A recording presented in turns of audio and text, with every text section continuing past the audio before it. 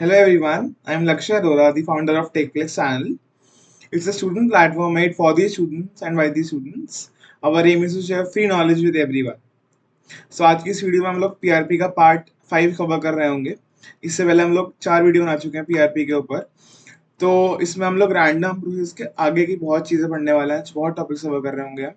तो अगर किसी ने पार्ट 4 नहीं देखा है तो आई विल रिकमेंड कि एटलीस्ट पार्ट 4 तो देख के आओ, बिकॉज रैंडम प्रोसेस की मैंने डेफिनेशंस बताई हैं, क्लासिफिकेशंस बताई हैं, और क्या मीन वेरिएंस ऑटो कोरिलेशन क्या होता है सब मैंने बताया. तो इस चीज़ की नॉलेज होना बहुत ज़रूरी है, राइट. तो उस चीज़ को आप प्लीज़ देख के आओ एक बार, तो इसको करने में बहुत मज़ा आएगा, राइट. तो स्टार्ट करते हैं इस वीडियो को. तो अब तक हमने पढ़ा था कि what is random process, classifications and different type of mean variance auto correlation auto covariance, ठीक है. अब हम आते हैं कि कौन कौन सी क्लास होती है प्रोसेस, लाइक बहुत टाइप ऑफ प्रोसेस होता है, stationary process, Wiener process, Poisson process, बहुत सारे प्रोसेस होता है, हम उनके बारे में पढ़ लेंगे, ठीक है. स्टार्टिंग विद व्हाट इज स्टेशनैरिटी, यानी कि स्टेशनरी प्रोसेस क्या होता है ये पढ़ते हैं. तो देखो, स्टेशनैरिटी मतलब आप क्या समझते हो, एक जगह स्टिल रहना, खड़े रहना, राइट. तो इफ सर्टेन डिस्ट्रीब्यूशंस और averages do not depend on T यानी कि time, then the random process is called as stationary. इसका मतलब कि कुछ डिस्ट्रीब्यूशंस और एवरेज लाइक मीन या तो वेरिएंस या ऑटो कोरिलेशन या को ऑटो वेरिएंस या पीडीएफ सीडीएफ कुछ भी, इफ सर्टेन डिस्ट्रीब्यूशंस और averages do not depend on time, यानी कि वो ना टाइम के फंक्शन नहीं है, राइट. अब वो टाइम के फंक्शन नहीं है, then in that case I call that random process as stationary, ठीक है. अब स्टेशनरी प्रोसेस दो टाइप के होते हैं, ट्रिपल एस, एक होता है डब्ल्यू डबल एस. क्या क्या होता है मैं बताता हूँ. उससे पहले स्टेशनरी समझ में आ गया. स्टेशनरी प्रोसेस में क्या होता है कि कुछ जो भी कुछ सर्टेन्स एवरेज होते हैं या डिस्ट्रीब्यूशन पीडीएफ सीडीएफ वो टाइम पे डिपेंड नहीं कर रहे होते हैं, ठीक है. अगर ऐसा है then that process is called as stationary process. And stationary की दो टाइप्स होती हैं, ट्रिपल एस और W double S. Triple S की फुल फॉर्म होती है strict sense stationary, W double S होता है वीक सेंस स्टेशनरी, ठीक है. तो ये जो ट्रिपल एस है ना, ये रियलिटी में एग्जिस्ट नहीं करता है, इसलिए हम इसके बारे में नहीं पढ़ रहे होंगे. मतलब ऑल दो बहुत जगह सिलेबस में गिवन होता है, ट्रिपल एस की डेफिनेशन वगैरह सब लिखे होते हैं, बट फॉर श्योर इस चीज से क्वेश्चन नहीं पूछा जाएगा, ठीक है. अब क्वेश्चन आता है हमेशा डब्ल्यू डबल एस से, क्योंकि ये टॉपिक है जो आगे हर जगह यूज होने वाला है, ठीक है. तो अब डब्ल्यू डबल एस के बारे में पढ़ते हैं क्या होता है. तो सही है, स्टेशनरी प्रोसेस दो टाइप होता है, triple S W double S. Triple S वाला स्ट्रांग होता है, डब्ल्यू डबल एस वाला वीक होता है. तो वीक के बारे में पढ़ते हैं. तो देखो, डब्ल्यू डबल एस को प्रूव करने के लिए हमें दो कंडीशन देखनी होती है. पहली चीज, मीन कांस्टेंट होना चाहिए. लाइक जो भी मेरा रैंडम प्रोसेस हो रहा है उसका मीन या फिर expectation of X T should be equal to constant, ठीक है. अब नेक्स्ट कंडीशन पे आते हैं. नेक्स्ट कंडीशन होती है कि ऑटो कोरिलेशन जो है should be function of T one minus T two, ठीक है. यानी कि autocorrelation means R T one comma T two should depend on T one minus T two, यानी कि केवल और केवल T one minus T two कुछ फंक्शन होने चाहिए, यानी कि साइन ब्रैकेट में T one minus T two और कॉस ब्रैकेट में T one minus T two, something like that, ठीक है. यानी कि T one minus T two की टर्म आनी चाहिए केवल इसमें, ठीक है. तो जो डब्ल्यू डबल एस है उसमें मेन कॉन्स्टेंट होता है. तो देखो, डब्ल्यू डबल एस की दो कंडीशन होती है. पहली चीज, मीन शुड बी कांस्टेंट, यानी कि expectation of X T should be any constant, like कोई वैल्यू 0 1 2 3 हो, कुछ भी कांस्टेंट होना चाहिए, ठीक है. सेकंड कंडीशन, जो ऑटो कोरिलेशन फंक्शन होता है मेरे पास R T one T two, जिसका फॉर्मूला मेरे पास होता है R R T one comma T two equal to expectation of X T one into X T two. Writing खराब आ रही है, सॉरी फॉर दैट. तो R T one T two equal to expectation of X T one into expectation of X T two. ये value जो होनी चाहिए that should only be a function of T one minus T two, ठीक है. और कभी कभार मैं T one minus T two को टाउ भी बोलता हूँ, ठीक है. तो मेरी रिप्रेजेंटेशन है टाउ, यानी कि R T one T two should be a function of tau. Function of tau, ये केवल वो नहीं होना चाहिए टाइम डिपेंडेंट में केवल T one minus T two होना चाहिए, ऐसे नहीं केवल साइन टी वन हो, ऐसा नहीं. Sine of T one minus T two it's okay, sine of T one it's not okay, ठीक है. तो केवल दो कंडीशन होती है, mean constant and the auto correlation should be dependent on T one minus t2, right. A random process that is not stationary in any sense is called as evolutionary process. जो process stationary नहीं होते, देखो जरूरी थोड़ी है, compulsory नहीं है कि जो फंक्शन हो केवल उसमें मीन कांस्टेंट है, कुछ भी एवरेज कांस्टेंट हो, टाइम पे डिपेंडेंट हो, है ना। कुछ प्रोसेस ऐसे होते हैं बट एग्जैक्ट टाइम पे डिपेंड, साइन t1 आता है, cos t1 आता है, so that process are called as evolutionary, ठीक है। तो बेसिकली दो क्लासिफिकेशन आती है ऊपर से, one is stationary, other one is evolutionary, ठीक है। स्टेशनरी मीन्स कुछ एवरेज या कुछ डिस्ट्रीब्यूशंस टाइम पे डिपेंडेंट नहीं होंगे। इवोल्यूशनरी मीन्स ऐसा कुछ नहीं है, जो भी डिस्ट्रीब्यूशंस होंगे, एवरेजेस होंगे, वो टाइम पे डिपेंडेंट होंगे, ठीक है। अब स्टेशनरी के अंदर अगेन दो क्लास होती हैं, triple S, W double S. Triple S is strong class of stationary, W double S is weak class. Triple S exist नहीं करता है तो हम नहीं पढ़ना इसके बारे में, बहुत स्लाइड्स में लिखा होता है बट नहीं पढ़ना उसको, ठीक है। अब आता है डब्ल्यू डबल एस, ये होता है वीक। केवल दो कंडीशन याद रखनी है, mean constant and auto correlation, यानी कि R T one two should function of T one minus T two, right. तो ये है हमारे पास स्टेशनरी की पूरी थ्योरी। अब क्वेश्चन करते हैं इसके ऊपर जल्दी, ठीक है। First question is prove that the random process xt equal to a cos omega t plus theta is White's in stationary यानी कि W double S if it is assumed that a and w are constant and theta is uniformly distributed on the interval 0 to 2 pi। Question कह रहा है कि मेरे पास एक random process है xt जिसका फॉर्मूला है a cos omega t plus theta। हमको ये प्रोसेस प्रूव करना है कि W डबल एस है ना, और एक क्वेश्चन गिवन है कि ए और ओमेगा कांस्टेंट है और थीटा जो है थीटा वो यूनिफॉर्मली डिस्ट्रीब्यूटेड है इस इंटरवल पे। तो क्या है, अगर हमको प्रूव करना W double S, condition one लिखो, mean constant. Condition two, auto correlation should be a function of t1 minus t2, ठीक है। केवल दो condition, mean constant and auto correlation should be function of t1 minus t2। अब देखो, जब ये given है कि theta is uniformly distributed over this interval, तो यानी कि ये क्वेश्चन हो गया यूनिफॉर्म डिस्ट्रीब्यूशन का। हम लोगों ने पहले पढ़ते ना व्हाट आर डिस्ट्रीब्यूशंस, तो यूनिफॉर्मली डिस्ट्रीब्यूटेड का मतलब है कि यूनिफॉर्म डिस्ट्रीब्यूशन फॉलो कर रहा है। एंड इन दैट केस मेरे पास पीडीएफ आता है 1 अपॉन बी माइनस ए, जहाँ रेंज होती है ए टू बी। तो बी माइनस यानी कि अपर रेंज माइनस लोअर रेंज को मैं सब्ट्रैक्ट करूंगा तो मेरे पास आ जाएगा पीडीएफ। तो इन दिस केस मेरे पास पीडीएफ आ गया 1/2 पाई माइनस जीरो यानी कि 1/2 पाई, ठीक है। तो जो थीटा है मेरे पास उसका पीडीएफ आ गया 1/2 पाई। अब पहले मैं निकालता हूँ मीन, यानी कि expectation of X T. Expectation of X T क्या हो गया, expectation of A cos omega T plus theta, है ना। और ई एक्स क्या होता है, मीन होता है। और ई एक्स का फॉर्मूला क्या होता है हमारे पास, E of X equal to integration X into P D F D x.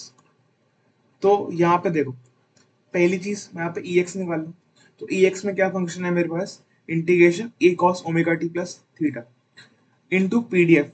पहली चीज देखो, यहाँ पे टाइम डिपेंडेंट नहीं, यहाँ पे थीटा डिपेंडेंट, थीटा इंडिपेंडेंट है, यानी कि सब चीजें थीटा के ऊपर डिपेंड हो रही है, ठीक है। So I will not consider t, I will consider theta है। So integration a cos omega t plus theta into इसका pdf which is 1/2 pi into d theta। ये जब मैं इंटीग्रेट करूंगा तो मेरे पास आ जाएगा मीन एंड लिमिट्स, ऑब्वियसली मैं थीटा को इंटीग्रेट करूँ तो लिमिट्स होंगी फ्रॉम 0 से 2 पाई, ठीक है। तो मैं इंटीग्रेट करूंगा तो a अपॉन 2 पाई बाहर आ गया कॉन्स्टेंट था, तो integration 0 to 2 pi cos omega t plus theta into d theta। तो cos का इंटीग्रेशन साइन होता है sign omega T plus theta into limits from 0 to 2 पाई। अब देखो साइन 2 पाई प्लस थीटा है, एक है माइनस साइन थीटा, तो sine 2 pi plus theta is also sine theta. तो यहाँ से ये कैंसिल हो जाएगा तो आंसर 0 आ जाएगा, यानी कि मेरे पास मीन 0 आ गया, यानी कि पहली कंडीशन ठीक हो गई। Mean constant, 0 is also constant, right. तो कैसे निकाला, कुछ नहीं, मीन का फॉर्मूला होता है expectation of any function should be equal to integration of that function into उसका पीडीएफ इंटू जो भी इंडिपेंडेंट पैरामीटर उसको लगा दो एंड लिमिट्स लगा दो, तो यहाँ पे आंसर आ गया 0। अब condition two, R T one D two यानी कि ऑटो कोरिलेशन चेक करूंगा मैं, ठीक है। ऑटो कोरिलेशन यानी कि expectation of X T one into X T two, ये फॉर्मूला होता है, मैंने पढ़ाया था आपको पिछले लेक्चर में। Auto correlation is expectation of X T one into X T two. तो एक्स टी वन मतलब जो मेरा रैंडम प्रोसेस है इसमें टी की जगह टी वन पुट करो, एक्स टी टू मीन्स इसकी जगह टी टू पुट कर दो। तो पहले हो जाएगा A cos omega T one plus theta, दूसरा हो जाएगा A cos omega T to plus theta. अब ए इंटू ए स्क्वायर बाहर आ गया बिकॉज कॉन्स्टेंट था वो। अब मेरे को इसके वो निकालनी है एक्सपेक्टेशन, किससे निकालूंगा, तो देखो यहाँ पे cos A into cos B है, ये फॉर्मूला याद कर लो, कॉस इंटू कॉस बी का बहुत जगह यूज होने वाला है, ठीक है। जहां भी डब्ल्यू से क्वेश्चन आएगा मोस्ट आंसर की कॉस इंटू कॉस का फॉर्मूला यूज होगा ही। तो कॉस इंटू कॉस बी लगाता हूँ मैं, तो यहाँ से मेरे पास ये आएगा। अब देखो यहाँ पे एक चीज देखो, आपकी लिमिट आ गई। अब ये आ गया मेरे पास A square by two mean of cos omega T one plus T to plus two theta plus cos omega bracket में T one minus T two. तो अब देखो ये जो है थीटा के इंडिपेंडेंट है, तो जब मैं इंटीग्रेट करूंगा तो फॉर्मूला क्या होगा, integration of that function into उसका पीडीएफ इनटू डी थीटा। तो इंटीग्रेशन ऑफ दिस फंक्शन में डायरेक्टली ये आ जाएगा इनटू उसका पीडीएफ का था 1/2 पाई इनटू डी थीटा। अब देखो 1/2 पाई बाहर चला गया, ए स्क्वायर अपन 4 पाई हो गया। अब एक चीज ऑब्जर्व करो कि इसका इंटीग्रेशन कांस्टेंट होगा। क्यों? क्योंकि ये डिपेंड कर रहा है टी वन टी टू पे, ना कि थीटा पे। तो अब ये तो कांस्टेंट हो गया, मेरे को ये इंटीग्रेट करना है। तो अब देखो लिमिट्स है 0 से 2 पाई, तो अब cos 2 पाई भी 1 होगा, cos 0 भी 1 होगा, तो ये पूरी क्वांटिटी कितनी हो जाएगी, लिमिट लगाऊंगा तो क्या होगा, cos omega T one plus T to plus जो हो जाएगा मेरे पास 1 minus cos omega T one plus T to minus 1। तो कैंसिल होकर 0 हो जाएगा, केवल ये टर्म बचेगी मेरे पास cos omega T one minus T two into theta, because D theta है। तो जब मैं इंटीग्रेट करूंगा तो लिमिट लगाऊंगा तो आंसर आएगा मेरे पास ये A square by two cos omega T one minus T two. तो अब देखो केवल ये T one minus T two के ऊपर ही डिपेंडेंट है, that means that second condition भी ट्रू होगी। जो मेरा ऑटो कोरिलेशन ये आ रहा है यहाँ पे, जो मेरा आर है, that is only a function of T one minus T two. Hence condition two fulfil हो गई, तो आई कैन से दैट कि it is a W S S, right. तो कुछ नहीं करना था, क्वेश्चन में आपको रैंडम प्रोसेस गिवन था, दो कंडीशन चेक करनी थी, पहले पीडीएफ निकालिए, फिर मीन का फॉर्मूला लगा दिया, मीन आ गया, फिर ऑटो कोरिलेशन का फॉर्मूला लगा दिया, वहां से ऑटो कोरिलेशन आ गया, that is dependent only on T one minus T two. So hence this process is what, W S S, right. तो अब देखो ये हो गया। अब आते हैं नेक्स्ट क्वेश्चन की तरफ। show that the process xt equal to a cos lambda t plus b sin lambda t where a and b are random variables is WFS यानी कि weak stationary if। अच्छा अब देखो मेरे को प्रूफ करना है कि ये प्रोसेस WFS होगा, लेकिन कब, जब ये तीनों कंडीशन होगी। अच्छा ऐसे कैसे, अब देखते हैं क्वेश्चन में कैसे हो रहा है। तो देखो ये प्रोसेस है मेरे पास, अगर इसको WFS होना है देन इसके मीन को कांस्टेंट होना पड़ेगा, पहली कंडीशन। दूसरी चीज, इसके ऑटो कोरिलेशन को केवल टी1 माइनस टी टू के फैक्टर होना पड़ेगा, बस। ठीक है, तो पहले इसका मीन निकालता हूँ, expectation of X T that is expectation of A cos lambda T plus B sine lambda T. So अब देखो जब मेरा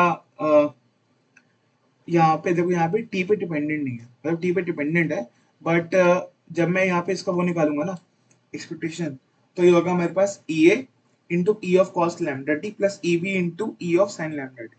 तो यानी कि ये टी के टर्म्स में है, ये भी टी के टर्म्स में है, लेकिन इनका फैक्टर है ई बी और इधर फैक्टर है ई। तो ये कब मेरा कॉन्स्टेंट होगा, सोचो कब कॉन्स्टेंट होगा, केवल और केवल तभी कॉन्स्टेंट होगा जब दोनों जीरो होंगे। अगर जीरो नहीं हुए, मान लो 1 या 2 कुछ भी हो, तो ये पूरा जो है ना टाइम का फंक्शन रह जाएगा मेरा मीन। ठीक है, तो वो कंडीशन एग्जिस्ट नहीं करेगी। दैट मीन्स दैट कि अगर इसको डब्ल्यू डबल एस होना है तो ई ए और ई बी को जीरो होना पड़ेगा, तभी मेरी पहली कंडीशन फुलफिल हो पाएगी, राइट। तो कुछ नहीं करना था, केवल मीन निकालना था। तो मीन में देखा कि बाकी जो टी की टर्म्स आ रही हैं, और कब ये टी की टर्म्स हट जाएंगे, जब दोनों जीरो हो जाएंगे, तब ये जीरो हो जाएगा, तो ये भी जीरो। तो zero plus zero zero, then in that case केवल मेरा कांस्टेंट बनेगा। तो हेंस पहली condition proof E A equal to E B equal to zero. ठीक है, अब सेकंड केस चेक करते हैं। Now for W double S, जो ऑटो कोरिलेशन है that should be a function of T one minus T two. तो मैं इसका ऑटो कोरिलेशन निकालता हूँ, expectation of X T one into X T two. X T one means यहाँ पे T one put कर दो, यहाँ टी टू पुट कर दो, मल्टीप्लाई करता हूँ मैं दोनों को, तो ये ऐसे खुलेगा। ठीक है, अब देखो कैसे खोला मैं बताता हूँ। केवल यहाँ से यहाँ को मल्टीप्लाई करो, ए से ए को मल्टीप्लाई करो, बी से बी को मल्टीप्लाई करो। अब बाकी और टर्म्स में आएंगी, दो टर्म्स आएंगी, ए बी ये वाली, एक ये वाली, तो वो बन जाएगा cos A cos B plus sine A sine B. So sorry, वो बन जाएगा मेरे पास cos A sine B plus sine A cos B, तो वो होता है मेरे पास sine of A plus B. तो यहाँ से ही मैंने एक्सपैंड कर दिया इसको। अब एक चीज देखो यहाँ पे आप, कि जब मैं यहाँ पे तीन टर्म्स आ रही हैं, A square cos lambda T one into cos lambda two plus B square into sine lambda T one into sine lambda T to plus A B into sine of lambda T one plus T two, right. तो मैं तीनों break करता हूँ उसको। पहली term आ गई expectation of A square into this, दूसरी term expectation of B square into this, तीसरी term expectation of A B into this, right. तो अब देखो यहाँ पे क्या आ रहा है, कोफिशिएंट देखो, यहाँ पे आ रहा है cos lambda T one cos lambda T to plus sine lambda T one into sine lambda T two. मेरे को आंसर लाना है in terms of T one minus T two. तो एक चीज रिमेंबर करो, cos A minus cos B का formula क्या होता है, cos A cos B plus sine A sine B. तो यानी कि अगर हमको T one minus T two बनाना है तो केवल एक ही चीज पॉसिबल है, cos lambda T one minus T two. वो कैसे पॉसिबल होगा, पहली चीज तो इसको जीरो होना पड़ेगा, वरना वो T one minus T two में नहीं आ पाएगा। फिर T one plus T two की टर्म भी आएगी अगर ये नहीं हटेगा तो hence E A B equal to zero, right. तो देखो ऐसे ये कंडीशन प्रूव हुई, E A B equal to zero, third condition proved. Second condition में आते हैं, अब ऐसे cos a cos b plus sin sin को हमें बनना है, तो यहाँ पे ये दोनों को सेम होना पड़ेगा। अगर ये सेम नहीं होंगे तो कॉमन नहीं आएंगे, कॉमन नहीं आएंगे तो cos a minus cos of bracket में a माइनस b की टर्म नहीं बनेगी। दैट मीन्स दैट कि A square equal to E B square होना ही पड़ेगा, चाहे दोनों 10 10 क्यों ना हो, चाहे 20 20, चाहे जीरो तो नहीं एटलीस्ट, चाहे 1 1 क्यों ना हो, बट होना इक्वल है दोनों को, ठीक है।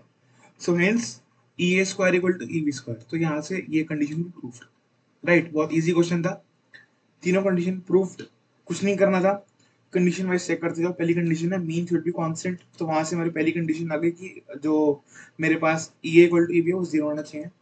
दूसरी कंडीशन की जो मेरे पास आर होगा that should be a function of T one minus T two, तो वहां मैंने उसको एक्सपैंड करा, वहां देखा कि अगर इसको केवल T one minus T two में होना है तो यहाँ पे इसको E A B equal to zero होना पड़ेगा और इन दोनों को इक्वल होना पड़ेगा, राइट। तो यहाँ से मैंने तीनों कंडीशन प्रूफ कर ली, राइट। तो यहाँ होता है मेरा स्टेशनरी प्रोसेस ओवर। केवल यही याद रखना है कि डब्ल्यू एस एस की दो कंडीशन होती है, first condition mean constant, second condition R of T one T two should be function of only T one minus T two और टाउ, राइट। और जो प्रोसेस स्टेशनरी नहीं होता that are called as evolutionary process, right. That was all from stationary process. अब हम आगे बढ़ते हैं random walk.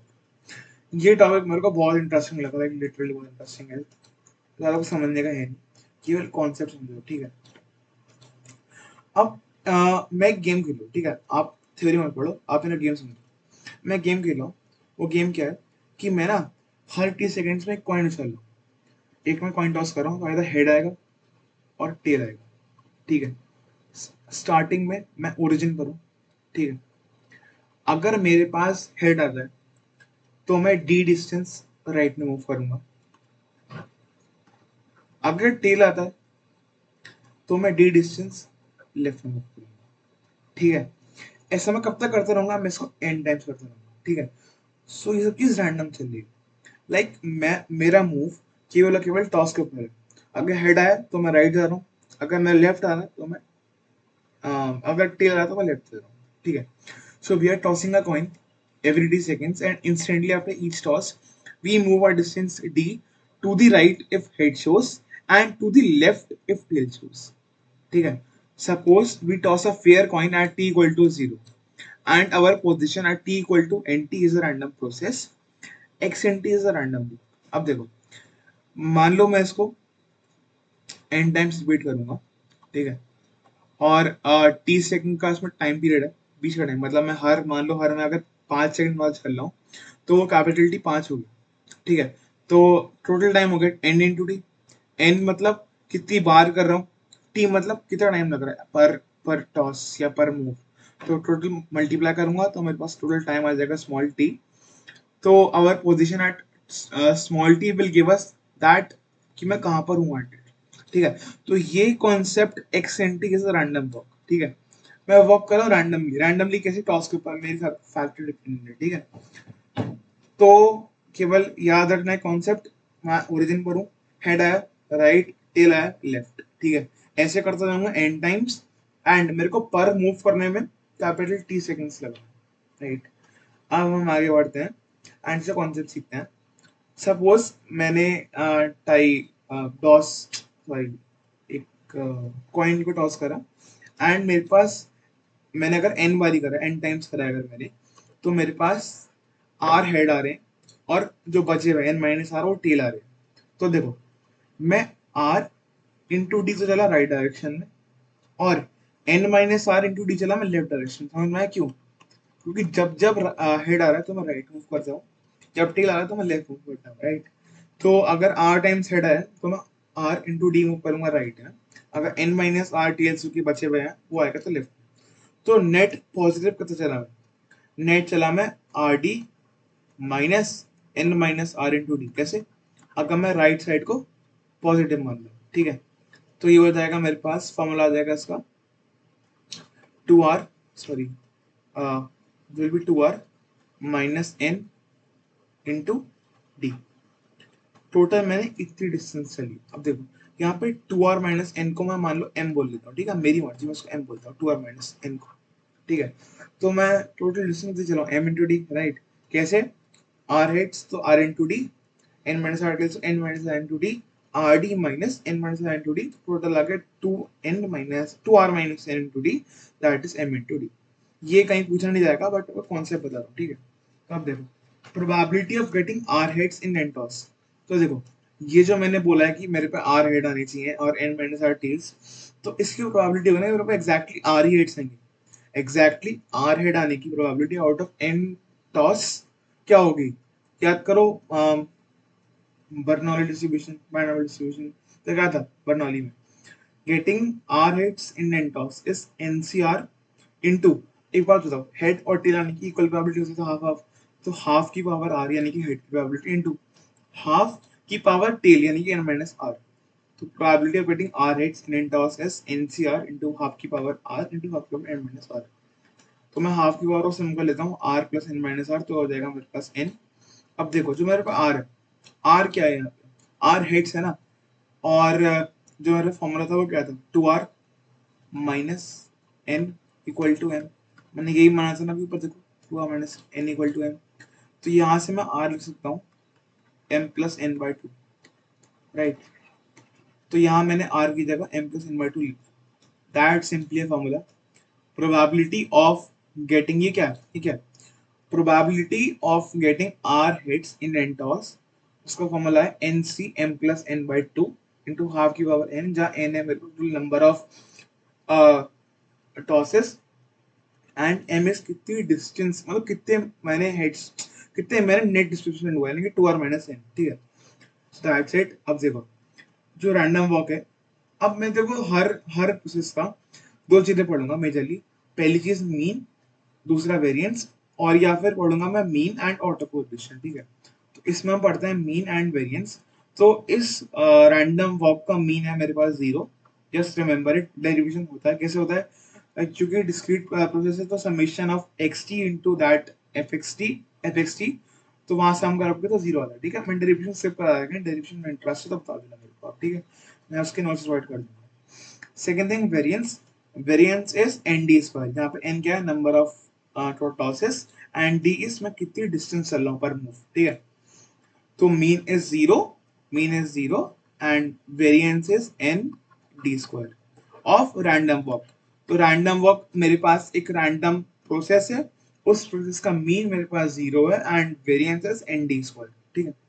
Again I am saying सबके डेरिवेशंस होते हैं, मैं स्किप करें, ठीक है। अब हम आते हैं वाइनर प्रोसेस के ऊपर। ये प्रोसेस बहुत इंपॉर्टेंट है और इसका इंट्रो मैंने आपको फर्स्ट लेक्चर में दिया था जब मैं पढ़ा रहा था कि क्लास ऑफ प्रोसेस। तो मैंने आपको वहाँ पे एक चीज पढ़ाई थी, वो पढ़ाई थी इंडिपेंडेंट इंक्रीमेंट प्रोसेस, जिसके अंदर मैंने दो चीजें बताई थी, पॉइजन एंड वाइनर। बट नहीं यार तो मैं बता दूंगा पूरा, ठीक है। तो let's come towards Wiener process. A Wiener process is the limiting form of a random walk. Random walk में पढ़ के आ रहा हूँ, ठीक है भाई, कि अगर हेड आया तो राइट और टेल आया तो लेफ्ट। उसकी केवल एक लिमिटिंग कंडीशन है, एक लिमिटिंग फॉर्म है उस रैंडम वॉक की, ठीक है। तो क्या लिमिटिंग है उसमें? कि जो मेरे नंबर ऑफ ट्रायल्स है ना, जितनी बार मूव कर रहा हूँ उसको मैं बहुत बड़ा कर दूं, और जितनी डिस्टेंस चल रहा हूँ पर मूव उसको बहुत छोटा कर दूं। यानी कि number of total trials capital N tend towards infinite, and जो मैं डिस्टेंस चल रहा हूँ पर मूव दैट टेंड टुवर्ड्स 0। अगर ये होता है देन आई कॉल दैट कि जो मेरा रैंडम वॉक था वो लिमिट हो गया वाइनर प्रोसेस के ऊपर, ठीक है। So random walk is converted into binary process when, जब मेरे पास number of trials, number of moves infinite होते हैं एंड बहुत बहुत कम चलता हूँ, यानी कि टेंडिंग टुवर्ड जीरो में डिस्टेंस चलता हूँ पर मूव में। तो देखो तभी मैंने इसको ब्राउनियन मोशन बोल रखा है। क्यों ब्राउन मोशन? यार साइंस से पढ़ा था हमने, बहुत छोटे छोटे पार्टिकल मूव करते हैं, बहुत सारे होते हैं पार्टिकल्स एंड बहुत छोटे छोटे मूव करते हैं। तो वहीं से मैंने रिलेट करा है इसको कि नंबर ऑफ पार्टिकल्स बहुत सारे हैं एंड पर मूव डिस्टेंस बहुत कम चल रहा है, right. So D tend towards zero and N tend towards infinite. तो देखो जो टी है, T is my total time that will tend towards zero, ठीक है, क्योंकि वो एन इंटू टी होता है। अब ये इनफाइनाइट है, ये जीरो है, तो टोटल जीरो हो जाए, राइट। अब देखो ये था मेरा वाइनर प्रोसेस का इंट्रोडक्शन। अब हम इसके अंदर आते हैं। Wiener process follows normal distribution. Normal distribution याद है, आपने पढ़ा था नॉर्मल डिस्ट्रीब्यूशन पहले। यहाँ पे म्यू होता था, यहाँ अंडर रूट ऑफ वेरिएंस या फिर स्टैंडर्ड डेविएशन बोलते हैं, ये होता है स्टैंडर्ड डेविएशन, स्टैंडर्ड डेविएशन, ठीक है, दैट इज नॉर्मल डिस्ट्रीब्यूशन। तो my Wiener process follows normal distribution, ठीक है। तो देखो आप इस नॉर्मल डिस्ट्रीब्यूशन का देखो, जो मेरा फाइनल आंसर आता है इसको अगेन डेरिवेशन होता है इसका।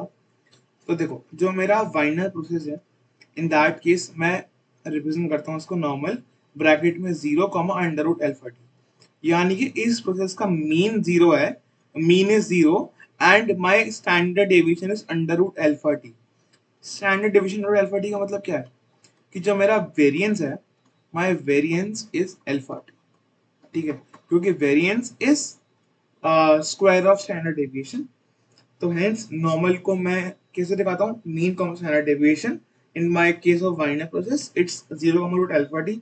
सो इन दिस केस मेरे पास मीन जीरो हो गया and standard deviation root alpha T हो गया, राइट। तो यहाँ मैंने लिखा भी है कि variance is alpha T and mean is zero. अच्छा अल्फा क्या है, यहाँ पे कांस्टेंट है, उसकी वैल्यू होती है n अपॉन 40, जहाँ n है number of total trials and t is time, right.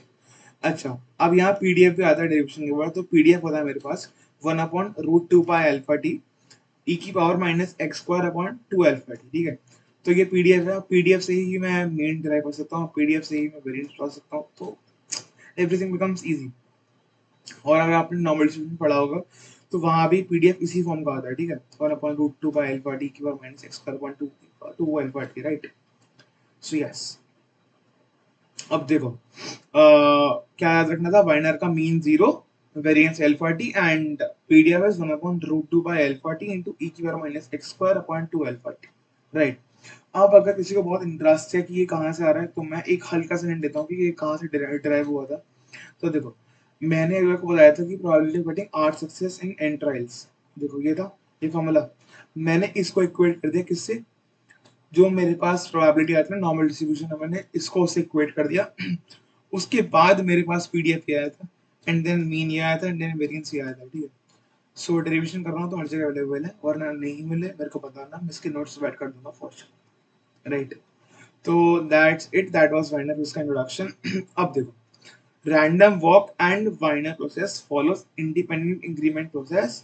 मैंने आपको चीज अभी बताई थी कि ये क्लास होती है इंडिपेंडेंट इंक्रीमेंट प्रोसेस की। तो क्या होता है, एक प्रोसेस मान लो मेरे पास प्रोसेस मान xt है, that is my random process, ठीक है। तो क्या होता है कि अगर टाइम इंक्रीजिंग हो, यानी कि t1 less than t2 less than t3 up to so on till, तो क्या होता है, इनकी टर्म्स क्या होती हैं, xt1 xt2 xt3, है ना, करस्पॉन्डिंग क्या होती है, तो होती है। तो इनके बीच का डिफरेंस यानी कि xt2 माइनस xt1 और xt3 minus xt2 up to so until xtn minus xtn minus 1, ये आपस में इंडिपेंडेंट होते हैं, ठीक है। प्रॉपर्टी होती है इंडिपेंडेंट इंक्रीमेंट की, नाम कहाँ से है, इंडिपेंडेंट मतलब टर्म्स इंडिपेंडेंट, इंक्रीमेंट मतलब टाइम इंक्रीज हो रहा है कंटीन्यूअसली, ठीक है। तो यही लिखा है मैंने यहाँ पर भी कि चूंकि random process and final process follows independent increment process, hence xt2 minus xt1 और xt1 minus x0 are independent, right। केवल इस वेरी कॉन्सेप्ट है, कभी कभार पूछ लेते हैं कभी कभार, राइट। अब देखो अगेन हर प्रोसेस का हम यही पढ़ेंगे, auto correlation auto covariance. Auto correlation is r t1 t2, उसका फॉर्मूला है मेरे पास alpha into minimum of t1 t2 और auto covariance is same as auto correlation. क्यों? क्योंकि ऑटो कोवेरियंस का फॉर्मूला क्या होता है? RT1 T2 minus mean of first into mean of second, और ये दोनों जीरो है, वही बताया था मैंने, इसका मीन जीरो होता है ना। तो hence autocovariance equal to autocorrelation in case of my binary process. And क्या होता है? Alpha into minimum of T1 T2, यानी कि अगर T1 मेरा मिनिमम है, यानी कि T1 लेस देन T2 है, तो हो जाएगा अल्फा T1। अगर T2 लेस है मेरा, तो हो जाएगा alpha T2, right. So that was it. फाइंडर में आपको ये याद रखना है, mean is zero, variance is alpha T, PDF is 1/√2 by alpha T e की power minus x square upon 2 alpha T, where x varies from minus infinite to infinite. Then next case ये होता है independent equation पे example, यानी कि terms का difference आपस में इंडिपेंडेंट होता है। Third thing, auto correlation, that is alpha into minimum of T1 T2. Last thing, auto covariance is same as auto correlation, alpha into minimum of T1 T2। इसके ऊपर एक क्वेश्चन करते हैं। Suppose a random process R follows binary process with coefficient alpha equal to 50. Now it is saying to calculate mean of 10, variance of 10, R 10, 20 और correlation of 10, 5। बहुत easy है। mean of 10, तो अब देखो random process के अंदर, बाइनर के अंदर मेरा mean is always zero at any time, चाहे जीरो निकाल लो चाहे infinite, it's always zero। तो mean of 10 मतलब mean at 10 seconds, that is also zero। Variance at 10 second कितना होता है? अल्फा टी, वेरिएंस कौन होता है? Alpha into T. तो अल्फा है मेरे पास कितना? 50, जो टाइम कितना है मेरे पास? 10, 500। ठीक है। नेक्स्ट थिंग, आर 10, 20, ठीक है, हो गया alpha into minimum of T1, T2, alpha कितना है? 50 इंटू मिनिमम ऑफ 10, 20। अब देखो 10 और से मिनिमम क्या है? 10, तो 50 इंटू 10 यानी कि 500। Next thing, alpha into minimum of 10, 5, तो क्या 5 मिनिमम है, तो 50 इंटू 5 250। सिंपल, केवल फॉर्मूला याद रखना था। वाइनर के अंदर क्या याद रखना है? Mean zero, variance alpha T, auto correlation auto covariance alpha into minimum T1 T2, और पीडीएफ 1/√2 by अल्फा टी की power minus x square upon 2 alpha T, right. So बस ये था मेरा binary process.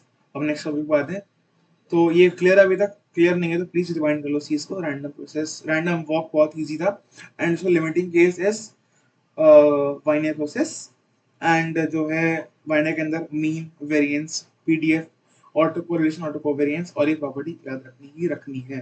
That's it, that ends our binary process, random walk and strict process. अब आते हैं next thing, that is semi random telegraph signal process. अभी हम पढ़ रहे हैं SRTSP, अभी जस्ट थोड़ी देर बाद हम पढ़ेंगे RTSP, है ना। पहले हम पढ़े सेमी रैंडम वाला, फिर हम पढ़ेंगे रैंडम टेलीग्राफ सिग्नल। ये टॉपिक बहुत इंपॉर्टेंट है, ठीक है। तब देखो SRTSP के बाद है semi random telegraph signal process. तो देखो एक रैंडम प्रोसेस है XT, वो ये क्वेश्चन फॉलो कर रहा है, यानी कि XT इक्वल टू -1 की पावर NT, जहाँ NT क्या है मेरा? नंबर ऑफ अकरेंस, यानी कि कितनी बार अकर हो रहा है वो event in 0 to T interval, right. तो अगर ये इक्वेशन फॉलो हो रही है, then that is called as SRTSP और semi random telegraph signal process, right. So XT जो है, XT इज रैंडम प्रोसेस, उसका फॉर्मूला हो गया -1 की power NT, where NT is number of occurrence, कितनी बार अकर हुआ है वो in the interval from 0 to, right. तो अब देखो, जो मेरे पे NT है यानी कि नंबर ऑफ अकरेंस, वो एक डिस्ट्रीब्यूशन फॉलो करता है, दैट इज पॉइजन, यानी एक प्रोसेस फॉलो करता है, that is Poisson process, right. So N T follows Poisson process, यानी कि जितने नंबर ऑफ अकरेंस हैं, that is under Poisson process. Formula will be given by Poisson process and everything will be covered by Poisson, right. तो अब देखो probability, देखो ये चीज हम वैसे आगे पढ़ेंगे रैंडम पॉइजन प्रोसेस, बट अभी बताता हूँ मैं। Probability when NT equal to R, मतलब क्या है कि नंबर ऑफ अकरेंस R, यानी कि मेरे पास R अकरेंस है इन टाइम T, उसका फॉर्मूला होता है e की power minus lambda T into lambda T की power R upon R factorial. ये फॉर्मूला कहीं ना कहीं आपको याद आ रहा होगा, सोचो कहाँ पे याद आ रहा था? सोचो, आपने एक चीज पढ़ी है पॉइजन डिस्ट्रीब्यूशन, उसके अंदर क्या था? Probability x equal to k, क्या होता है? e की power minus lambda into lambda की power k upon k factorial, right. तो यहाँ भी वही है, ऑलमोस्ट वही है। क्या है? e की power minus lambda into lambda की power k upon k factorial, just यहाँ पे k को मैंने r से रिप्रेजेंट करा है, एंड सेकंड थिंग लैम्डा को मैंने लैम्डा t से रिप्रेजेंट करा है। क्यों? क्योंकि ये था मेरा रैंडम वेरिएबल, ये है रैंडम प्रोसेस। यही अंतर है मेरे पास रैंडम वेरिएबल और रैंडम प्रोसेस में। रैंडम प्रोसेस के अंदर सब चीज टाइम के बाद वेरी करती है, तो मैंने टी को मल्टीप्लाई कर दिया। Concept clear? तो जस्ट पॉइसन डिस्ट्रीब्यूशन में लैम्डा की लैम्डा टी पुट कर दो एंड के की जगह आर स्ट्रिंग की था, तो बस यानी कि getting R occurrence in T interval is e की power minus lambda T into lambda T की power R upon R factorial. ठीक है, अब इसका जो मीन आता है मेरे पास वो आ जाएगा, कैसे आ जाएगा? ये मेरे पास मीन आ जाएगा मेरे पास, तो मीन है मेरे पास ई की power minus two lambda T. Derivation skip कर रखा है मैंने, बट मैं रैंडम वाले के पूरे डेरिवेशन बताऊंगा आपको। Random are T S P के मैं सारे डेरिवेशन कराऊंगा आपको, ठीक है? तो याद रखो उसका मी होता है मेरे पास ई की power minus two lambda T, और मेरे पास ऑटो कोरिलेशन यानी कि आर टी वन होता है मेरे पास ई की power minus two lambda bracket में T one minus T two. ठीक है, that is auto correlation, right? R T one comma T two. ठीक है, इसका फॉर्मूला है ई की power minus two lambda bracket में T one minus T two. अब देखो, जो मेरे पास S R T S P है यानी कि semi random telegraphic signal process, इसका मीन आ रहा है मेरे पास, इसका मीन आ रहा है मेरे पास ई की power minus two lambda T. तो यहाँ पे एक चीज देखो, जो मेरे पास मीन है that is depending on time, तो यानी कि कांस्टेंट नहीं है, यानी कि ये डब्ल्यू एस एस या कोई भी स्टेशनरी प्रोसेस नहीं हो सकता, बिकॉज पहली कंडीशन बेसिक यही है कि मीन जो है कांस्टेंट होना चाहिए, राइट? तो ये डब्ल्यू एस एस नहीं हो सकता। बट हाँ, सेकंड कंडीशन ट्रू है इसमें, बट फायदा क्या है इसका जब मेरे पास पहली कंडीशन ट्रू नहीं है, राइट? जब देख लो आप यहाँ पे auto correlation function of t1 minus t2, hence second condition true but first condition not true, hence this process is not stationary, or I can call it as evolutionary process। आया समझ में? Concept clear? Semi random telegraph signal process कब होता है? जब एक random process कुछ ऐसे फॉलो करता है माइनस वन की पावर एंटी का N T number of occurrence, and वो अकरेंस फॉलो करता है पॉइजन प्रोसेस, एंड उसको फॉर्मूला होता है यानी कि getting R R occurrence is e की power minus lambda T into lambda T की power R upon R factorial. And हाँ, इसका मीन होता है मेरे पास ई की power minus two lambda T, and auto correlation is e की power minus two lambda bracket में T minus T. And this process is not stationary because its mean is dependent on time and is non-constant, hence it's called as evolutionary process, right? अब आते हैं next thing के ऊपर, that is a random telegraph signal process, that is also called as RTSP. अभी तक मैं पढ़ के आया था एसआरटीएसपी, एसआरटीएसपी पढ़ लिया ना मैं, एसआरटीएसपी। अब मैं पढ़ूंगा RTSP, right? Random telegraph signal process, right? तो इसे पढ़ते हैं।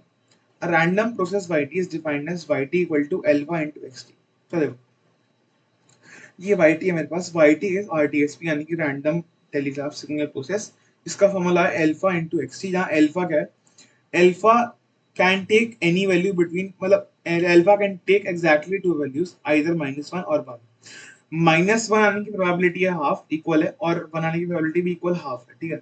तो alpha can take either two value either minus one और वन, दोनों का चांसेस इक्वल है। एंड जो यहाँ पे xt है जो मल्टीप्लाई हो रहा है यहाँ पे, that is a semi random telegraph signal process. यानी कि जो मेरे पास आरटीएसपी है वो इनडायरेक्टली एसआरटीएसपी से ही आ रहा है ठीक है? तो RTSP is dependent on SRTSP, right? So YT is RTSP यानी कि random telegraph signal process, that is equal to alpha, alpha can take any value, alpha can take either minus one और one with equal probability, and XT is semi random telegraph signal process, right? तो अब हम इसकी derivation करते हैं। इसके मैंने derivation करवा रखे हैं, आपको मैंने चाहे स्किप कर देना, बट मैं बता देता हूँ, ठीक है? तो अब मैं इसका पहले मीन निकालता हूँ, यानी कि एक्सपेक्टेशन ऑफ वाई टी क्या होता है, वो expectation of alpha x T. अब देखो, मैंने इसको ब्रेक कर दिया, ई of alpha into E of X T. अब देखो, ई ऑफ एक्स टी क्या है?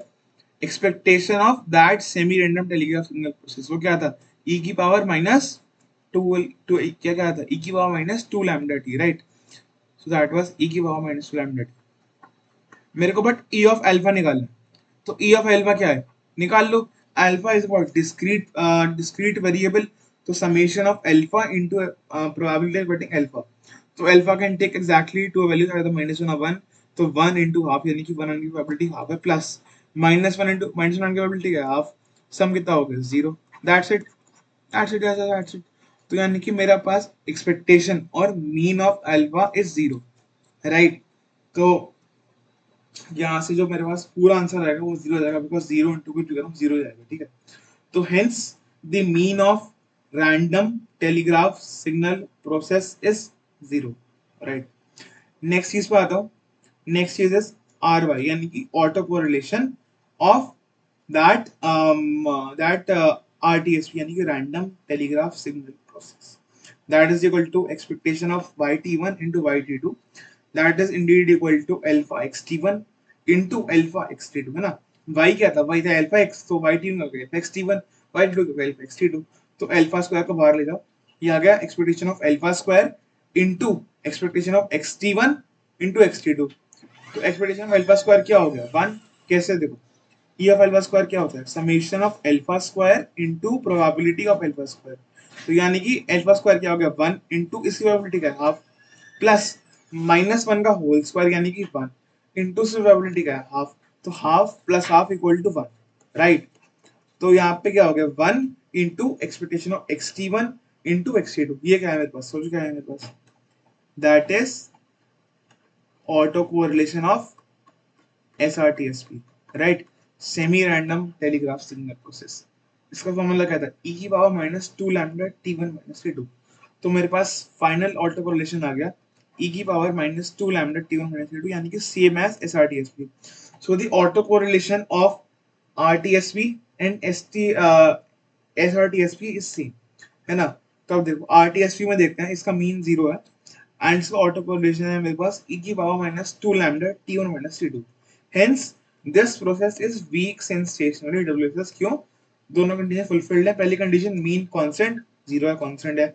सेकंड कंडीशन जो मेरे पास ऑटो कोरिलेशन है, that should be dependent only on t1 t2, जो कि है, राइट। तो मेरे पास ये बस जाएगा WSS। तो this ends our topic of RTSP and SRTSP। Simple है, SRTSP में मीन होता है मेरे पास e की power -2 lambda t and auto correlation is e की power -2 lambda t1 t2, hence that is not WSS। Next case random में आता है RTSP। इसके अंदर जो मेरे पास yt होता है, that is alpha into xt, alpha can take either -1 और 1 with equal probability, and xt is SRTSP। In that case, when I solved my mean, I was getting as 0 and my auto correlation was e की power -2 lambda t1 t2, है ना। अब आते हैं next चीज के ऊपर, ऑटो कोरिलेशन। अगर कुछ भी डाउट हो तो रिवाइंड करके देख लो, ठीक है। अब नेक्स्ट टॉपिक आते हैं, that is auto correlation function and properties, right. तो अब स्टार्ट करते हैं auto correlation function and properties. तो देखो ऑटो कोरिलेशन फंक्शन में ऑलरेडी पढ़ चुका हूँ RT1 T2, बट हाँ ये बहुत एक इम्पोर्टेंट फंक्शन है, ठीक है। हर प्रोसेस को हमें से निकालना पड़ता है, तो इसलिए कुछ हम उसी प्रॉपर्टीज देखते हैं, ठीक है। प्रॉपर्टीज बहुत इंपॉर्टेंट है, बहुत इंपॉर्टेंट, ठीक है। तो auto correlation function is what, RT1, T2, है ना।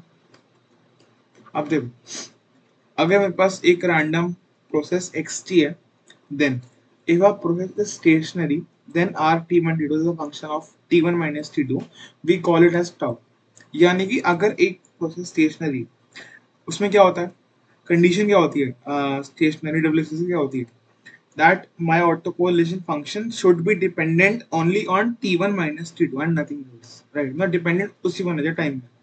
So hence, if a process is stationary, then RT1 is a function of t1 minus t2, and I call t1 minus t2 as tau, यानी कि tau equal to t1 minus t2।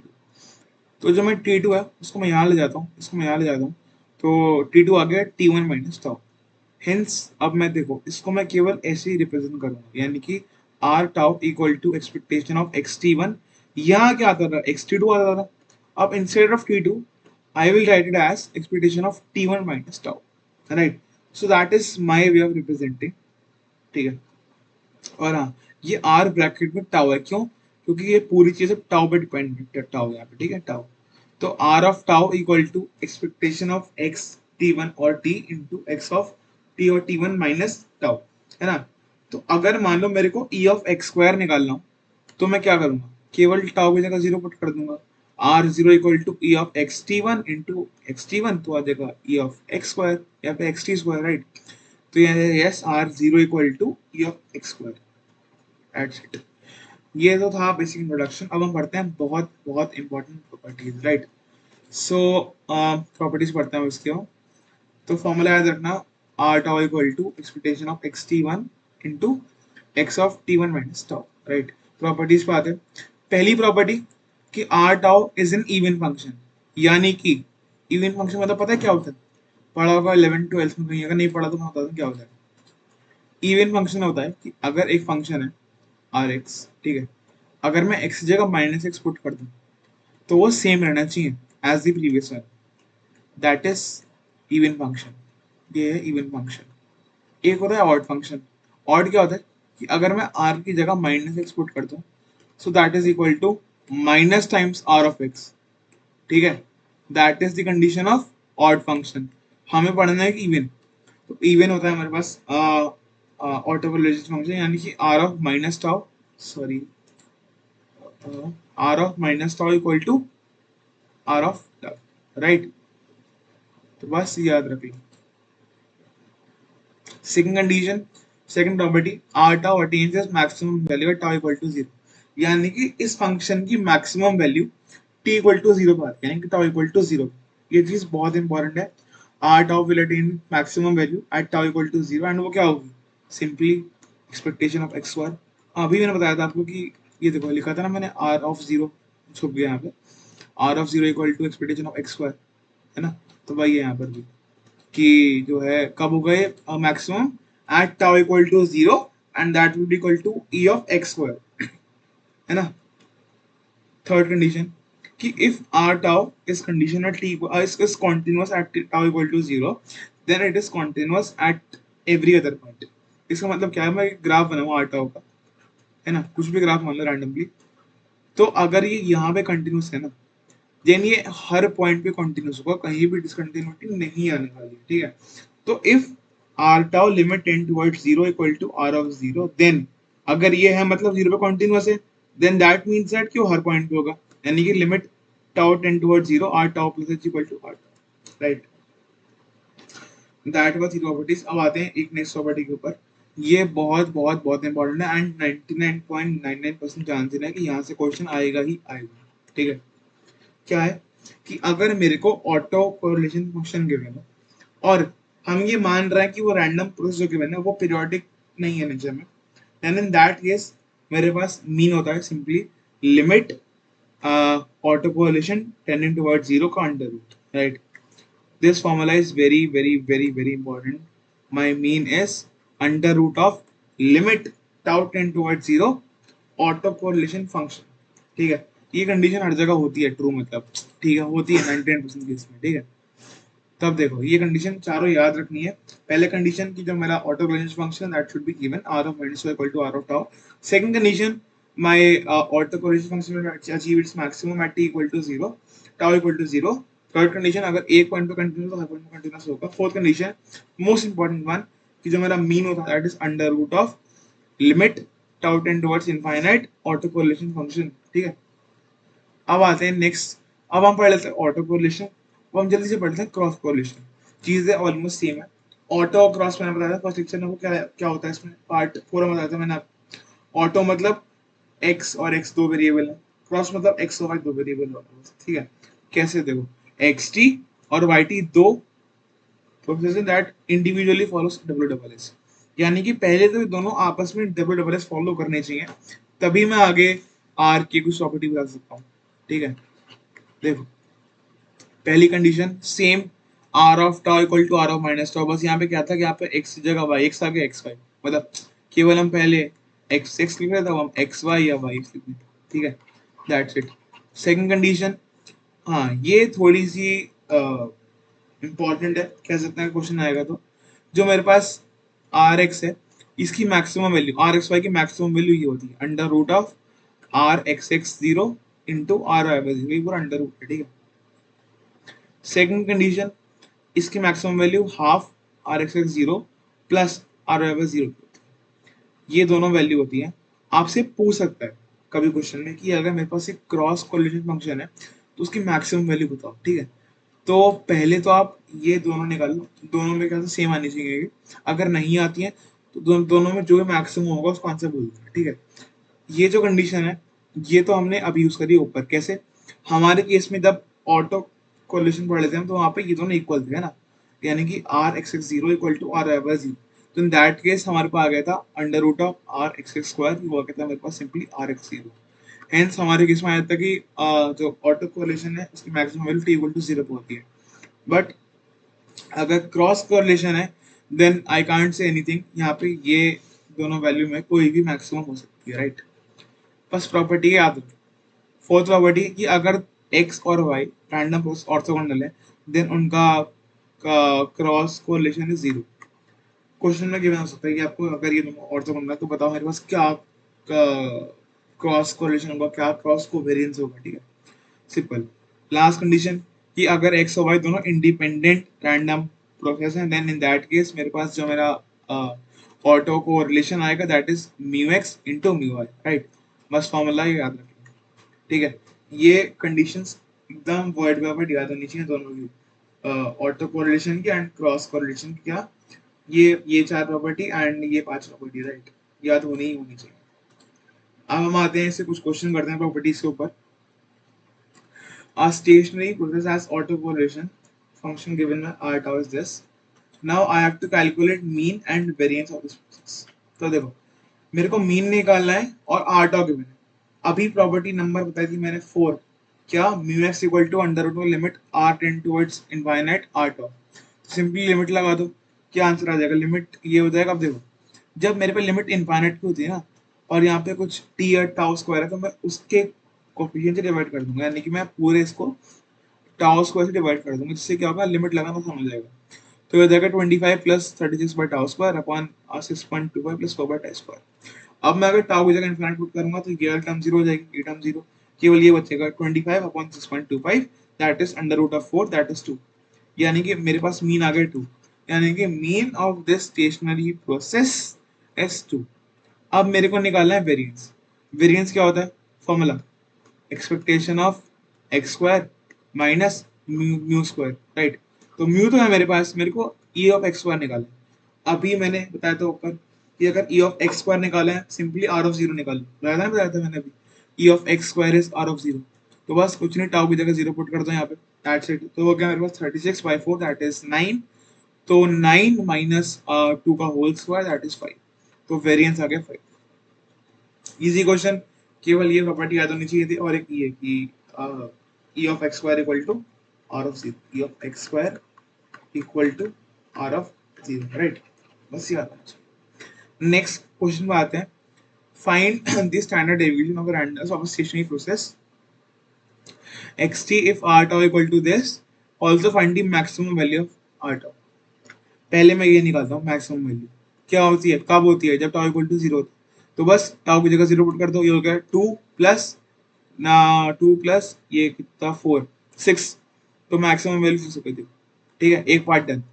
Next part निकालते हैं standard deviation that is SD, that is under root of variance. Variance निकालता हूँ E of X square minus mean square. पहले mean निकालता हूँ, mean क्या होगा, under root limit of R tau tend towards infinite, केवल पुट कर दो टाउ टेंड टुवर्ड्स इनफाइनाइट, ये तो बन गया 0, ये बन गया अंडर रूट 2। तो मीन आ गया अंडर रूट 2। अब वेरिएंस निकालो, वो निकालो ई ऑफ एक्स स्क्वायर, वो कैसे निकालेगा, R of zero, R of zero कितना है 6। तो 6 माइनस रूट 2 का होल स्क्वायर यानी कि 4। तो वेरिएंस आ गया 4, मीन आ गया 2, एस डी यानी कि स्टैंडर्ड डेविएशन आ गया मेरे पास 2, यानी कि अंडर रूट ऑफ वेरिएंस। और मैक्सिमम वैल्यू आ गया tau equal to 0 6। Easy question, बहुत इजी था, बहुत इजी था, ठीक है। कुछ नहीं करना था, सिंपली आपको स्टैंडर्ड डेविएशन गिवन था, आर टाउ गिवन था, लिमिट लगा दी, tau into infinite and root ले लिया, वेरिएंस निकाल दिया, मैक्सिमम वैल्यू निकाल दी, टाउ इक्वल टू 0, सिंपल। तो this ends our what our properties of auto correlation and cross correlation. बहुत इंपॉर्टेंट थी, 99% चांस है क्वेश्चन आएगा आएगा। एंड मोस्ट इंपॉर्टेंट ये वाली है और एक ये वाली है ना, सेकंड एंड फोर्थ बहुत इंपॉर्टेंट। क्रॉस भी कर लेना, क्या पता क्वेश्चन आई जाए बाय चांस, राइट। ऑर्थोगोनल है तो जीरो कर देना, इंडिपेंडेंट है तो उनको म्यू मल्टीप्लाई कर दो बस। अब आते हैं towards the next topic that is ergodicity. ये टॉपिक बहुत इंपॉर्टेंट है, केवल और केवल फॉर्मूला बेसिस, केवल केवल if you know the formula then you are good to go with question. Formula याद नहीं है then you can't do anything, मतलब कर सकते हो बट डेरिवेशन में बहुत टाइम लगेगा, ठीक है। तो you have to remember formula at any cost, ठीक है। तो before ergodicity let us discuss time averages of random process. पहले हम पढ़ते हैं what are time average, because time average का यूज हो रहा है इस प्रोसेस में, राइट। तो देखो, if xt is a random process, मान लो कोई random process है xt, then time average of xt over time interval minus t to t is given by this। यानी कि xt बार, ये क्या है, बताता हूँ क्या है ये। जो xt बार है ना, xt bar, that is showing my what, that is showing time average, this is showing time average। एर्गोडिसिटी में टाइम एवरेज हमें हर क्वेश्चन में निकाल दूंगा ऑलमोस्ट, ठीक है। Time average, time average x T बार, एक्स सब्सक्रिप्ट टी ब्रैकेट में ऊपर बार, अगर टाइम इंटरवल है मेरा माइनस टी टू टी, ठीक है, देन इन दैट केस मेरे पास एक्स टी बार का फॉर्मूला होता है 1/2t limits from minus T to T X T D T. X T क्या है, random process integration D T limits from minus T to T, है ना। अब टाइम एवरेज होता है X T bar, formula 1/2t integration from minus T to T X T D T, right. अब next thing is calculating mean and variance. अगर मेरे को x T बार given, अगर मेरे को टाइम एवरेज गिवन है, then how will I calculate mean and variance. तो देखो, अगर मेरे को एक्स टी बार गिवन है, तो मैं मीन का फॉर्मूला होता है mu T equal to limit T tend towards zero X T bar. यानी कि सिंपली इस एक्स टी की लिमिट पुट कर दो T tend towards infinite and it will give you mean, mu T. ये म्यू टी है, ठीक है। इसको mean of that random process से मत लिखना, that is mean of time average, ठीक है, time average. So mu T equal to limit T tend towards infinite x T. अब देखो, अब नेक्स्ट थिंग है कि वेरिएंस निकालना। अगर मेरे को एक्स टी बार के बने, तो दो केस बनते हैं। पहला केस कि अगर मेरी टाइम की रेंज है from minus T to T, second case अगर मेरी टाइम की रेंज है from zero to T. Question में कोई भी हो सकती है, बट मेजरली केस में ये वाली यूज होती है, ठीक है। अगर टाइम की रेंज क्वेश्चन गिवन होगी minus T to T, then in that case variance का फॉर्मूला होगा 1/4t square double integration minus T to T C T one T two D T one. ये क्या वो है जिसके रेस्पेक्ट में करें, यानी कि T1 और T2 के रेस्पेक्ट में इंटीग्रेशन हो रहा है। और ये क्या सी क्या, दैट इज ऑटो कोवेरियंस, ठीक है, दैट इज ऑटो कोवेरियंस। ये फॉर्मूला याद रखना है, कोई लॉजिक नहीं है इसका, समझ लो आप, रट लो, ठीक है। और इसी का ये सिंप्लीफाइड फॉर्म है। अगर मेरे को केवल टाउ के टर्म्स में निकालना हो, then I will say that variance of this time average is 1/t limits from zero to two T C tau, यानी कि ऑटो को वेरिएंस का सी टाउ इंटू ब्रैकेट में 1 minus mod of tau upon two T into D tau.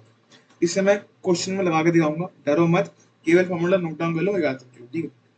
Second condition, अगर जो है मेरा range is from zero to T, then in that case variance हो जाएगा 1/t single integration minus T to T C tau 1 minus mod tau upon T D tau.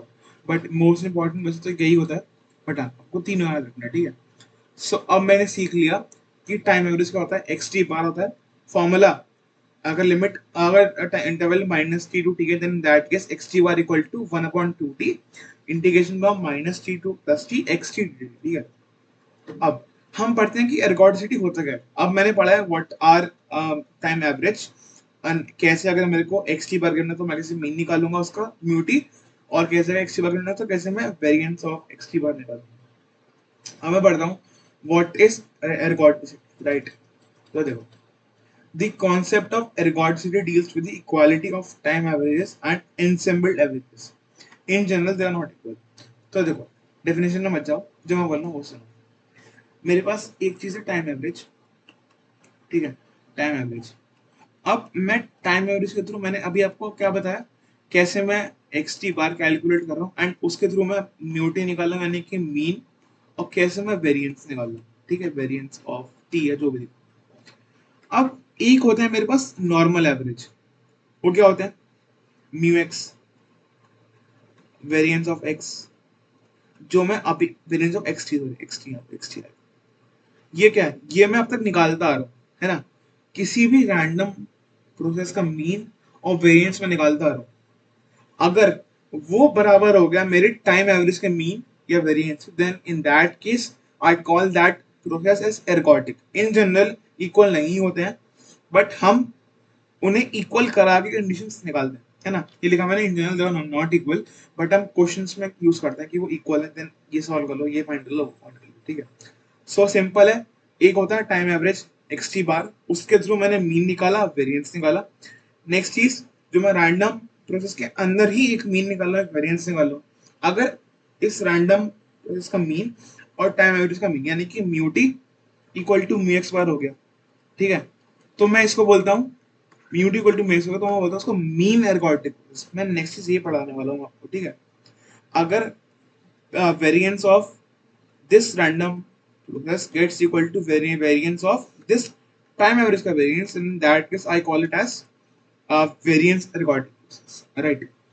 तो अब हम पढ़ते हैं, कॉन्सेप्ट याद होना चाहिए, व्हाट इज टाइम एवरेज। अगर interval minus T to T है, then that case time average by X T bar, that is 1/2t integration of minus T to T X T D T. And उससे मैं mean कैसे निकालता हूँ, variance कैसे निकालता हूँ, वेरिएंस इन द केस होता है तो वो सब चीज निकालनी चाहिए आपको, ठीक है। अब पढ़ता हूँ what is mean ergodic process, ठीक है। व्हाट इज, अभी मैंने बताया कि क्या होता है, मैं आपको और अच्छे से एक्सप्लेन करता हूँ what is mean ergodic process, right. तो देखो, फिर हम क्वेश्चन करेंगे बहुत सारे इसके। अब देखो मीन एर्गोडिक क्या होता है कि ये कंडीशन है कि X T bar equal to this, है ना। अगर ये मेरा बराबर हो गया मेरे नॉर्मल मीन के, then in that case I will call it as mean ergodic। कैसे, अगर जी एक्स टी बार लिमिट, क्या पढ़ा है मैंने ऊपर, पता क्या पढ़ा है, आई टोल्ड यू, क्या पता limit T tend towards infinite, ठीक है। तो अगर limit limit T tend towards infinite x T bar gets equal to mu of xt, then in that case I call it as mean ergodic process। यहाँ मैंने बस xt निकालना बताया, इस पे लिमिट लगाऊंगा टी की इनफाइनाइट पे, अगर वो बराबर हो गया म्यू के, then I call that process mean ergodic process. तो देखो यहाँ पे एक स्टेटमेंट है कि every ergodic process is stationary but the converse need not be true, यानी कि हर एर्गोडिक प्रोसेस स्टेशनरी यानी कि उसका मीन कांस्टेंट होगा, यानी कि जब आप यहाँ मीन निकाल दो ना, ये कांस्टेंट आना चाहिए। अगर कांस्टेंट नहीं आ रहा है, देन इन दैट केस आपने कुछ ना कुछ गलती करी, है ना। तो in an ergodic process mean should be constant and auto correlation should be function of t1 minus t2 but the converse will not be true। यानी कि अगर एक प्रोसेस है उसका मीन कांस्टेंट है और ऑटो कोरिलेशन मेरा डिपेंडेंट है t1 माइनस t2 पे, देन कंपल्सरी नहीं है कि वो प्रोसेस एर्गोडिक होगा, ठीक है। तो ये था, ये कंडीशन याद रखना, अगर आपको प्रूव करना है कि वो मीन एर्गोडिक है तो ये कंडीशन है। अब देखो मेरे पास ना एक और कंडीशन आती है मीन एर्गोडिक को प्रूव करने के लिए। पहली कंडीशन ये थी कि limit T tend towards infinite time average का लिमिट इक्वल टू मीन, ये पहली कंडीशन है। इसकी एक और कंडीशन होती है मीन एर्गोडिक टर्म्स मिलती है हमको, ये तो मेरा नॉर्मल टाइम एवरेज है, अगर इस टाइम एवरेज का वेरिएंस की लिमिट जीरो हो जाती है, then in that case also my process is mean ergodic. याद रखो टाइम एवरेज का वेरिएंस की लिमिट जीरो अगर है, then in that case my process will be mean ergodic, ठीक है। तो variance of X T bar की limit T tend towards infinite अगर जीरो है, देन मेरे को ये भी चेक नहीं करना है, ठीक है।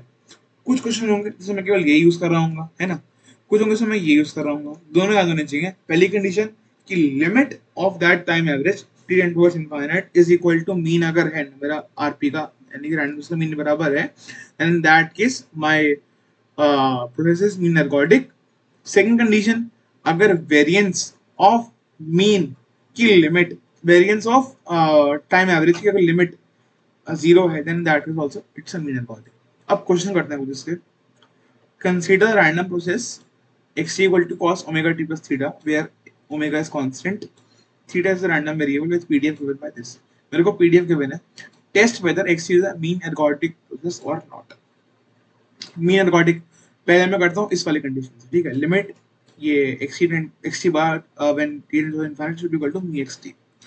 पहले मैं निकालता हूँ xt बार बिकॉज मेरे को इसका लिमिट निकालना, तो पहले मैं xt बार निकालता हूँ, that is simply equal to 1/2t integration from minus T to T XT D T. Formula मैंने कराया था, ये देखो ये लिखा हुआ है ना, सिंपली वही लगाया मैंने यहाँ पे 1/2t integration from minus T to T XT D T. Integrate करूंगा, ये हो गया सिंपल, कॉस का हो गया इंटीग्रेशन साइन। अब देखो यहाँ पे ओमेगा टी है एंड मैं डी टी के रेस्पेक्ट में कर रहा हूँ, तो डिनोमिनेटर में से कोएफिशिएंट आ जाएगा यानी ओमेगा।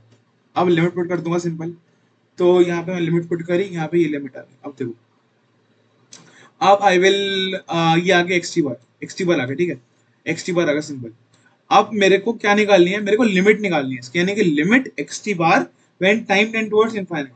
अब मैं इसी एक्स टी बार में लिमिट पुट करूंगा टी टेंड टुवर्ड्स इनफाइनाइट। तो देखो mu T equal to limit T tend to infinite over this function. अब देखो यहाँ पे क्या है, साइन टी बाई टी की फॉर्म बनी है दोनों जगह, sine T by T minus T, ठीक है, एक ही बात। तो एक लिमिट आपने पढ़ी होगी 12th क्लास में कि लिमिट, नहीं बढ़िया बताता हूँ, limit T tend towards infinite या फिर जीरो, है ना, sine T by T equal to 1, ठीक है।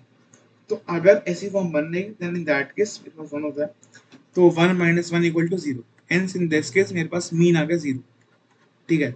तो म्यू टी आ गया 0। अब म्यू टी क्या है, mean calculate from time average. अब मैं निकालूंगा मीन फ्रॉम रैंडम प्रोसेस यानी कि म्यू एक्स टी। वो कैसे निकालूंगा, simply integration of that function and उसका पीडीएफ।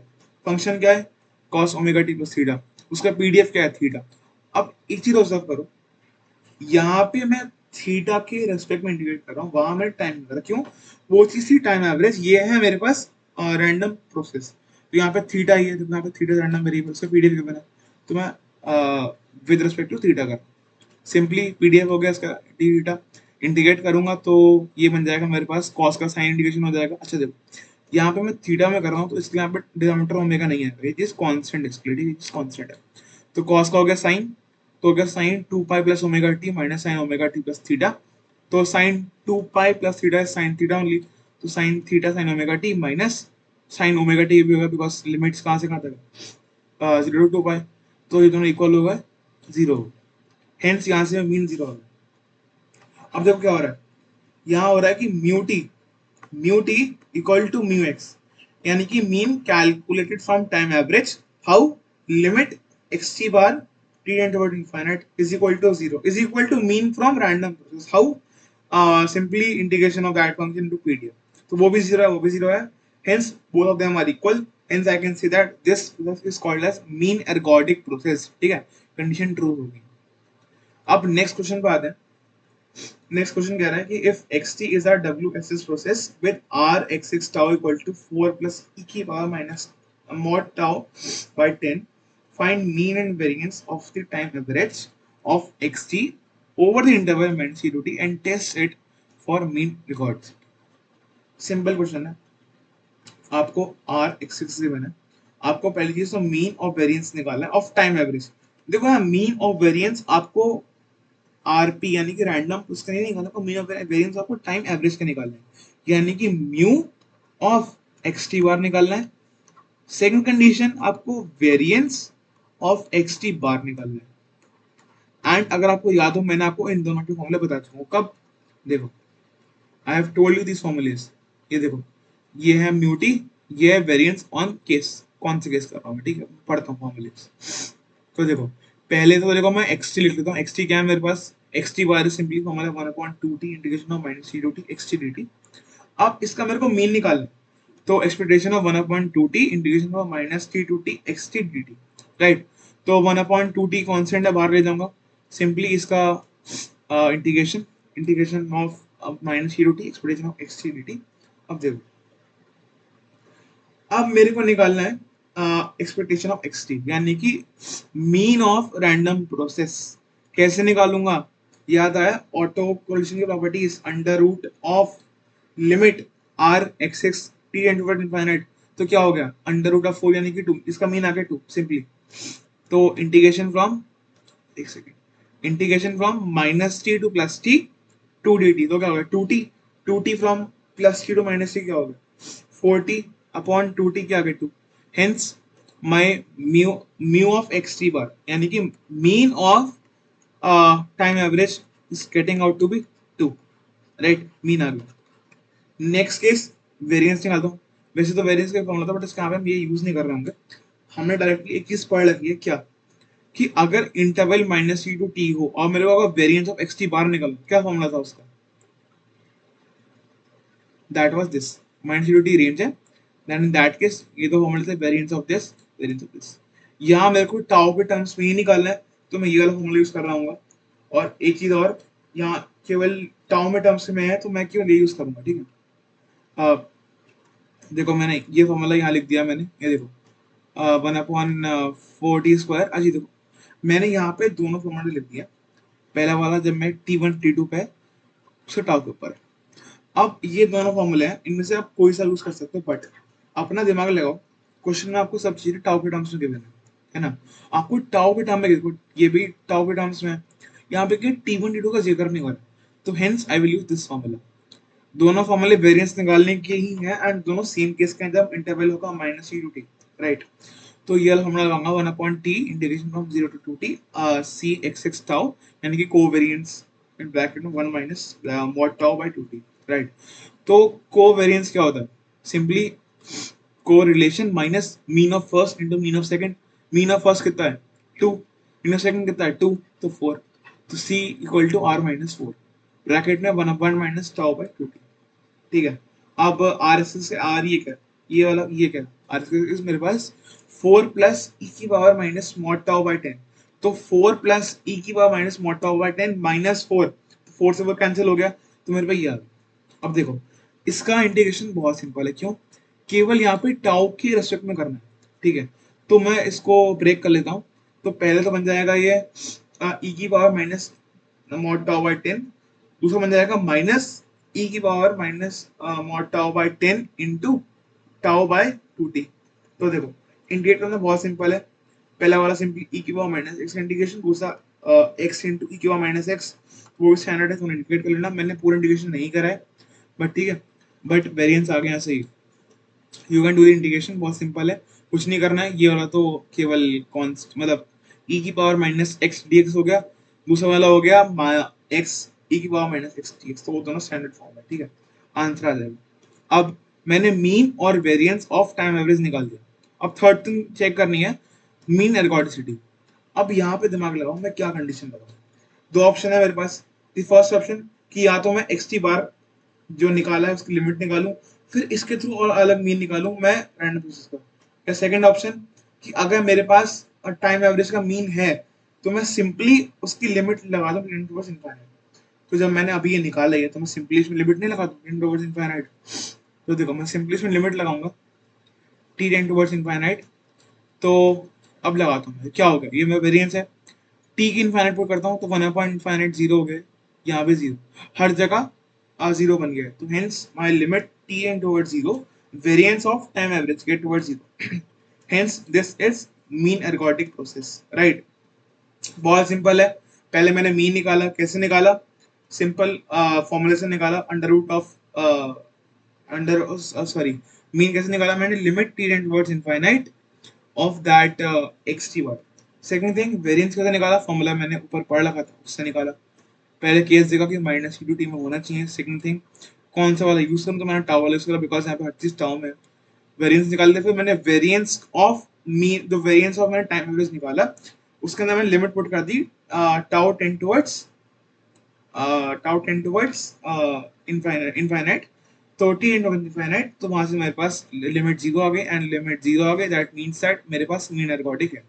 यही कंडीशन थी मेरे पास मीन एर्गोडिक की, कि जो लिमिट होनी चाहिए वेरिएंस ऑफ टाइम एवरेज की, that should be equal to 0, right. अब हम पढ़ते हैं towards the last topic of our this lecture, that is correlation ergodic, ठीक है। कोरिलेशन एर्गोडिक मतलब क्या होता है कि मैं अपने रैंडम प्रोसेस के थ्रू आर निकालूं, एक कि मैं टाइम एवरेज के थ्रू आर निकालूं। कैसे? Simply X T one into X T two, X T two X of T into X of T plus tau, simply limit put कर दूंगा। तो ये कंडीशन याद होनी चाहिए आपको कि अगर मेरा कोई प्रोसेस कोरिलेशन एर्गोडिक होना चाहिए तो उसके लिए बेसिक कंडीशन ये है कि R X X of tau should be equal to limit T and towards infinite 1/2t integration from minus T to T X T into X T plus tau, right. तो ये question given है, X T मेरे पास ये है 10 cos 100t plus theta, where theta is uniformly this. Prove that this xt is a correlation ergodic process. तो देखो पहले मैं निकालूंगा R X X through our general method, क्या होता है वो? E of X T one into X T two ठीक है, xt1 इंटू xt2, क्या आ गया? अब xt2 क्या होगा? t प्लस टाउ, तो यानी कि 100 ब्रैकेट में t प्लस टाउ, तो ये बन गया 100 टाउ, 100t प्लस 100 टाउ, तो यहाँ पे 100t प्लस थीटा है, 100t plus 100 tau plus theta. तो बस ये हो गया 10 100 बाहर निकालो, ये आ गया expression of cos into cos B.